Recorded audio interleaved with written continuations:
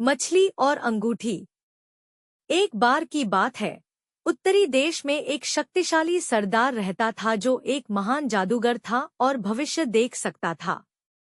एक दिन जब उसका बेटा 4 साल का था, उसने भाग्य की पुस्तक में देखा कि उसके बेटे की शादी एक साधारण लड़की से होगी जो अभी-अभी यॉर्क मिनिस्टर की छाया में एक घर में पैदा हुई थी। सरदार को यह जानकर बहुत दुख हुआ क्योंकि उस लड़की का पिता बहुत गरीब था और पहले से ही 5 बच्चे थे। सरदार ने अपने घोड़े पर सवार होकर यॉर्क की यात्रा की और उस गरीब व्यक्ति को देखा जो अपने घर के बाहर उदास बैठा था। सरदार ने उससे पूछा कि वह इतना चिंतित क्यों है, तो व्यक्ति ने कहा, मेरे पास पहले से ही 5 बच्चे हैं और अब छठी लड़की पैदा हुई है। मैं नहीं जानता कि उनके लिए भोजन कहाँ से लाऊं। सरदार ने कहा, अगर यह तुम्हारी चिंता है तो मैं तुम्हारी मदद कर सकता हूँ। मैं तुम्हारी छोटी बच्ची को ले जाऊंगा और तुम्हें उसकी चिंता नहीं करनी पड़ेगी। गरीब व्यक्ति ने खुशी खुशी अपनी बच्ची को सरदार को दे दिया।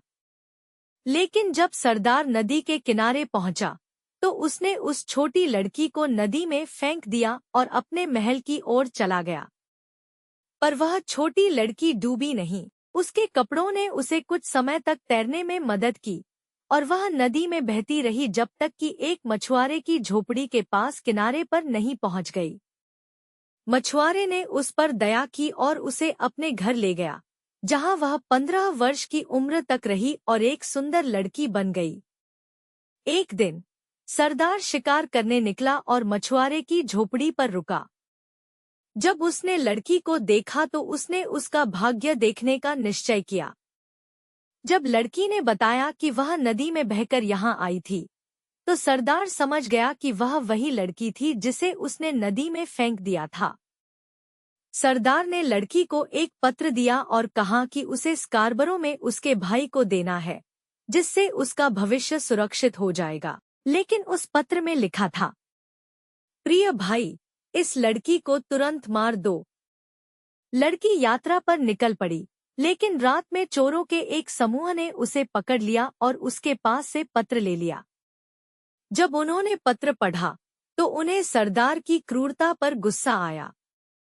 चोरों के सरदार ने एक नया पत्र लिखा, प्रिय भाई, इस लड़की की शादी मेरे बेटे से तुरंत कर दो।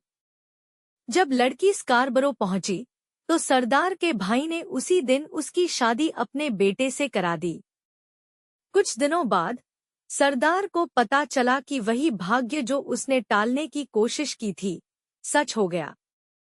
लेकिन वह हार मानने को तैयार नहीं था। उसने लड़की को एक चट्टान के किनारे ले जाकर उसे नीचे धकेलने की कोशिश की, लेकिन लड़की ने विनती की कि वह उसे जीवित रहने दे। तब सरदार ने अपनी सोने की अंगूठी समुद्र में फेंक दी और कहा, जब तक तुम यह अंगूठी मुझे वापस नहीं दिखाती, तब तक मेरे सामने मत आना।